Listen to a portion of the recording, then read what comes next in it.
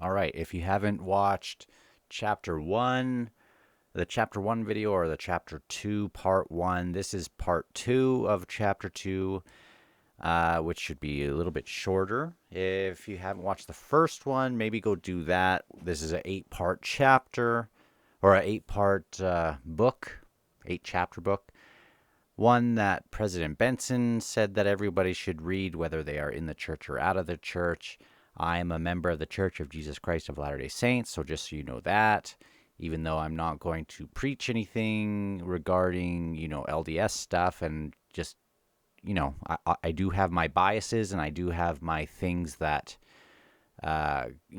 just so you know, if you aren't a member, but this is something that should be relevant to everyone, and I just want to make that known to you. And here we go. So, also, hopefully, I like doing this audio because when I'm reading and stuff, I'd rather just be thinking and I'd rather not be looking at the camera, and I'm going to be reading a lot anyway, so whatever. Okay? And it's late at night, so I'm a little bit tired. So let's keep going where we left off on chapter 2. The last thing we saw, I'll just bring this chart up here. Last thing we kind of talked about was in the definition of communism, that a lot of people think it as kind of define the chart of what is going on in the spectrum, the political spectrum, as communism on the far left and fascism on the far right, where either side in the extremes kind of lead to dictatorships, and then in the middle is democracy. But also there is this consistent sort of sliding to the left, which happens towards communism through socialism. And then basically that this whole chart above is basically, doesn't really capture things, because, and I think a lot of people already know this. This isn't really new. But the thing that is being expressed here in this book and with President Benson is that it really is the fight. The spectrum is more like this bottom one, between total government on the left side and anarchy, no government, on the right side, which those extremes also are no good. And within total government, you can find communism, fascism. The difference between these two really is international socialism versus national socialism. And then there's just socialism, Pharaohism, Caesarism, and other types of ism that would lead to an increased total government. And that is going to be, in the second part of this chapter, kind of capping that off nicely. And on the right side, we have obviously no government, and then this little area here that shows that the government should be limited and small and protect a certain thing, a certain number of things, while protecting freedoms and not overstepping. But it seems like as we keep going forward, and seems to be a universal thing. Certainly I see it up here in Canada, that the executive branch especially keeps overstepping. So let me keep going with this. So, and we finished off talking about Jefferson. This is what it, let me read a little bit here. So, quote, if Jefferson's view that government governs best, it was Jefferson's view that government governs best when, which governs least. Our forefathers established this country with the very least possible amount of government. Although they lived in an age before automobiles, electric lights, and televisions, they understood human nature and its relation to political systems far better than do most Americans today. Times change, technology changes, but principles are eternal. Primarily, government was to provide for national defense and to establish a court system. But we have burst the chains that Jefferson spoke of And for many years now, we have been moving leftward towards the political spectrum, towards collectivist total government. And it seems like we just keep moving that way. And it was mentioned earlier on in chapter 2 that the the both the Republican and the Democrat parties' platforms more represent 1930s communist platform. And as I was looking at it today a little bit, I thought, holy smokes, that I mean, I can't take my word with a grain of salt, but it sure looked that way. And it's this patient, slow gradualism by people who plan this sort of thing. And a big part of this also was that throughout this book is that it is not just something that happens, but it is indeed planned. So, why are the super rich for socialism? Don't they have the most to lose? And it seems like that often seems to be the case. And it always kind of concerns me when you see these presidents who have, what, a $400,000 salary a year or something. I might be getting that totally wrong. But like Congress people, and then they have $200 million and stuff within like 10 years when they're not like these. It's very strange to me. But that is a different tangent. But why would the super rich favor that? So he says here, in reality, there is a vast difference between what the promoters define as socialism and what it is in actual practice. The idea that socialism is a share the wealth program is strictly a confidence game to get people to surrender their freedom to an all-powerful collectivist government. While the insiders tell us we are building a paradise on earth, we are actually constructing a jail for ourselves. Doesn't it strike you as strange that some of the individuals pushing hardest for socialism have their own personal wealth protected in family trusts and tax-free foundations? Men like the Rockefellers, Ford, Kennedy are for every socialist program known to man, which will increase your taxes, yet they pay little, if anything, in taxes themselves. And it's interesting because like that's the moment where Donald Trump in the debate with Hillary Clinton, that's where people were that's when I took notice, like, holy smokes, she's kind of coming after him for not paying taxes. And he says, well, that makes me smart, and you're not going to change the tax code because all your donors and all your friends use it. The Rockefellers paid the grand total of $685 personal income tax in one of the years, even though they had all this wealth. Talk about the Kennedys with their mansions and yachts and planes and whatnot, but taxes just keep being for the middle class and the lower class. Hypocrites like Rockefeller, Ford, and Kennedy pose as great champions of the downtrodden. Again, this is that line specifically comes from the book. If they advocate sharing the wealth, shouldn't they start with their own instead of that of the middle class, which pays almost all the taxes? This is an interesting part here. Let me just skip ahead a little bit. Then we'll bring up another chart. But the Kennedys, Rockefellers, and the super-rich Confederates are not being hypocrites in advocating socialism.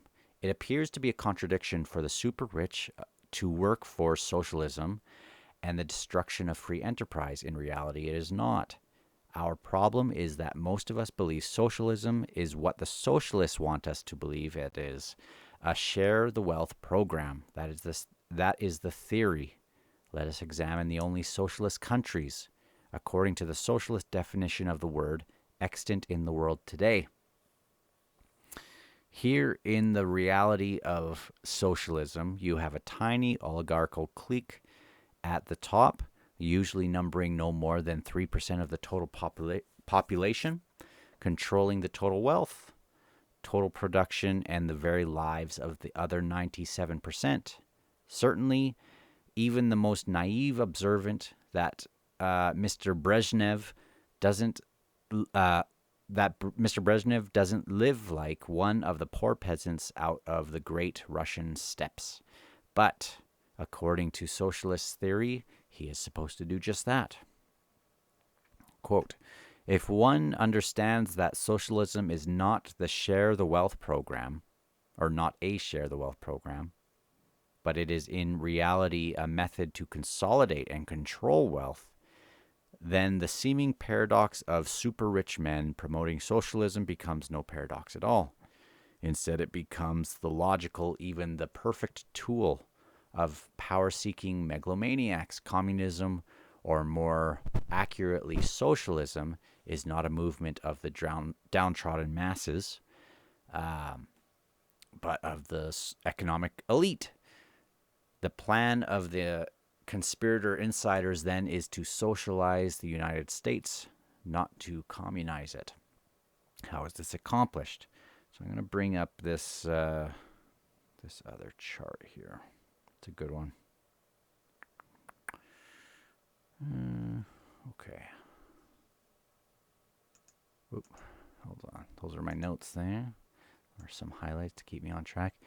Okay. So, quote, Chart 3 shows the structure of the government as established by our founding fathers. The Constitution fractionalized and subdivided governmental power in every possible way, as you can see up here above. The founding fathers believed that each branch of government, whether the federal, state or local level, would be jealous of its powers and would never surrender them to centralized control. And that's really what this is all about. And when speaking of Ezra's Eagle, I know that's kind of the big hubbub, or not hubbub, but the big thing right now. If it is true, I tend to lean towards the Eagleheads, the first Eaglehead maybe being the executive branch more than a deep state person. Maybe you have a different idea. Maybe I'm totally wrong. I am newish to the thing, but that just seems to make sense that it would go along with this sort of thing. Of course, there's the judicial and the legislative, which have to do with the laws as well, but the executive branch are, the president and whoever actually is the president, I guess, behind the scenes. Let me see. Also, many phases of our lives, such as charity and education, were put totally and almost totally out of the grasp of politicians. Under the system, you could not have a dictatorship. No segment of government could possibly amass enough power to form a dictatorship. In order to have a dictatorial dictatorship, one must have a single branch holding most of the reins of power. And that's what, it seems like that's already happening. Like, we do have these other things, but it seems like for sure we have this executive branch with too much control. But, again, take my word with a grain of salt, and it seems like that is what is being written here. Once you have what is found here, essentially a dictatorship seems to be inevitable as they grasp for more control. Quote, a dictatorship was impossible in our republic because power was widely diffused. Today, as we approach democratic socialism, all power is being centralized at the apex of the executive branch of the federal government. This concentration of power makes a dictatorship inevitable. Those who control the president directly gain virtual control of the whole country. The English philosopher Thomas Hobbes noted, freedom is government divided into small fragments. Woodrow Wilson, who, before he became a tool for the insiders, according to this book, observed, this history of liberty is a history of the limitations of governmental power, not the increase of it. So what is happening today? As we move leftward along the political spectrum towards socialism, all the reins of power are being centralized in the executive branch of the federal government, and money seems to always be the bait. You know, the bait and the hook is federal control. If you and your clique wanted control over the United States, it would be impossible to take every city hall, country seat, and state house. You would want all power vested at the apex of the executive branch of the federal government. Then you would have only to control one man to control the whole shebang. You would need only to control the apex. If you want a worldwide monopoly, and this will be the last quote I have here to cap off the chapter. Quote, if you want a worldwide monopoly, you know, and I hope you don't mind that I kind of am fading in and out or going in and out of these different quotes as I'm talking. Hopefully that won't be too annoying for you guys. But whatever. If you want a worldwide monopoly, you must control a world socialist government. That is what the game is all that is what the game is all. Communism is not a movement of the downtrodden masses, but is a movement created, manipulated, and used by power-seeking billionaires in order to gain control over the world. First, by establishing socialist governments in the various nations, and then consolidating them all through a great merger. It's so weird to see. Sorry, this isn't in the book, but it's so weird to see as the media in these different areas. Like, it is weird because you think of everyone as different nations and things, but it's weird to see certain things suppressed and certain things pushed. Certainly in Western media, that kind of goes along with. Like, it's just weird to see. It's weird to see. We're in such weird times, you guys. Let's see. So then consolidating them all through a great merger into an all-powerful world socialist superstate, probably under the auspices of the United Nations. I know a lot of people will have opinions on the United Nations. The balance of this book will outline just how they have used communism to approach that goal. Okay, so the next chapter will be called Money Manipulators, and I will go through that on another video. I'm not sure how long it is, but hopefully you guys are enjoying this, and man, wild times we're in. Wild times. Talk to you later. Bye.